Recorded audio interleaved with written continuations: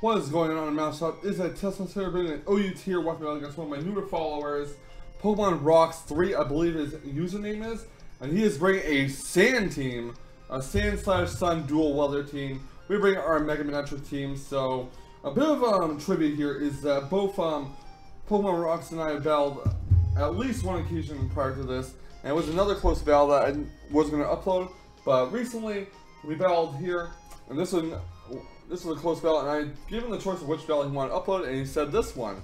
So let's go over the team real quick. We got my Mega Manectric here, 1000 watts of course. We got our Korean Landers T, our Intelligent the Porygon 2, Doritos the Volcarona, 7th of the Skarmory, and Play Nice the Azumarill. On his team, he is running Rotom Wash, he is running Weavile, Excadrill, Tyranitar, Garchomp, and Charizard X, or Y. So things to note for here, his Excadrill can be one of 3 abilities, and judging by the fact that he has a T-Tar on his team, I'm willing to bet that it is either going to be Sand Rush or Sand Force. Sand Rush basically doubles the speed of said Pokemon in the sand, and Sand Force increases the power of physical and special attacks of said Pokemon in the sand. So it could be either one of those 2 abilities, and what I really want to do is I really want to preserve Azumarill, get as much damage off on the Excadrill as possible through priority Aqua Jet, because if Excadrill is in the sand, nothing on my team is going to outspeed, not even Landers T, especially since this Landers T is adamant.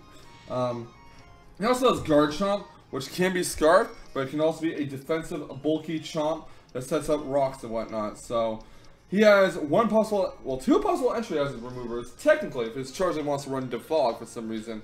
But otherwise, Excadrill does have the Rapid Spin, and I don't think I'm really going to prioritize getting rocks up against him during this battle. My focus is more trying to keep rocks off my side of the field, but as you guys will find out, that does not happen, sadly. So yeah. Anyways, I said this was a dual weather team, so I may have said Charizard X or Y, but this is a Charizard Y. I want to preserve my Mega Manectric to deal with the Charizard Y and the Weavile. So let's get right to the battle and see how I fare against Pokemon Rocks 3's dual weather team.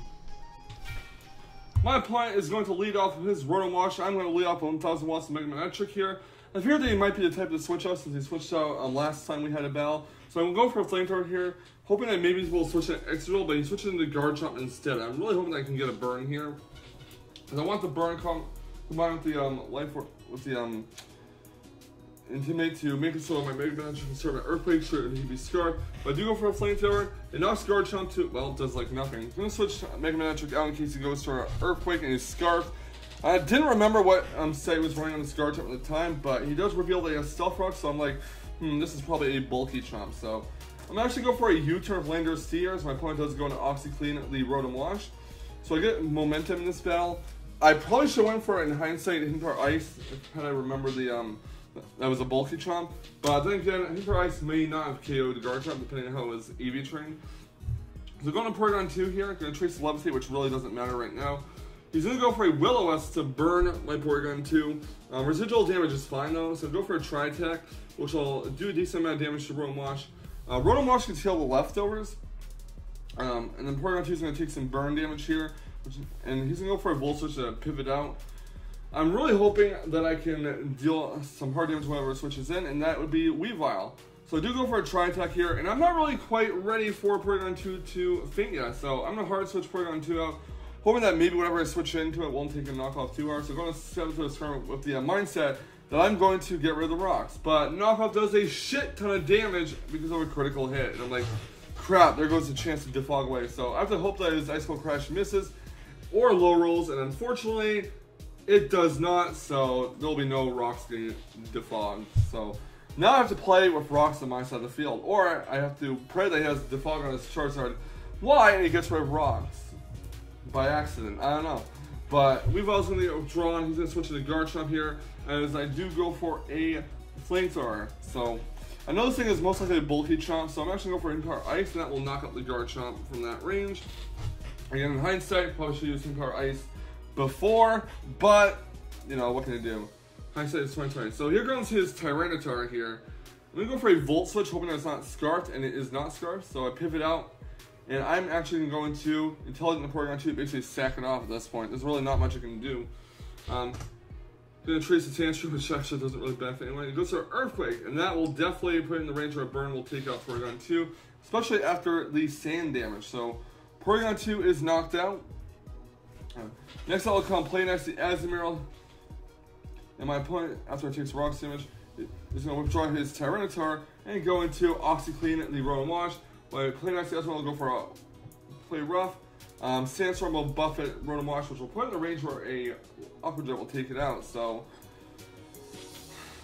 I'm going to go for the Aqua Jet port with Azumarill, going to knock it out. You don't see too many Azumarills taking out Rotom Washes without the choice band, so that's pretty interesting. And now comes Excadrill. Now here's where he makes a misplay here. He switches out Excadrill and makes it take unnecessary damage, and he goes to Iron Head. He gets a critical hit with the Iron Head, which will knock out Azumarill. But he basically put Excadrill in a position where he will most likely take so much damage that he won't be able to survive a later attack. So he switches out his Excadrill. He's going to go into his Tyranitar here, and I do believe I go for a knockoff.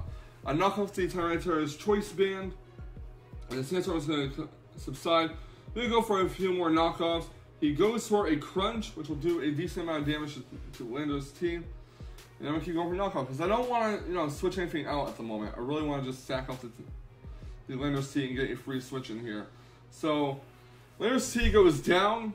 He's going to see to it that I go send out my Mega Manectric on him, get the Intimidate off on the Tyranitar. And this is where he makes another misplay.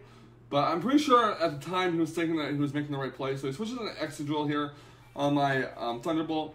I do go for Flamethrower now since his Excadrill is out, and that knocks him out. What I would have done differently is if I was him, I would have preserved the Excadrill and stacked up the Charizard Y or the Weavile.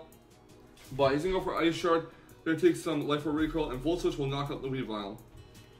So now Weavile down. He has, I believe, Tyranitar and Charizard Y out. So I'm going to go into Doritos the Volcarona. He's going to take half damage from Stealth Rocks, and he got its Berry Pop, which will give it some HP back. And here comes Tyranitar to whip up that Sandstorm. And go for the Bug Buzz, which will finish off the Tyranitar and knock it out. And all that's left now is this Charizard Y. I'm basically going to just get as much damage off as possible with Volcarona and stack it off against the Charizard Y.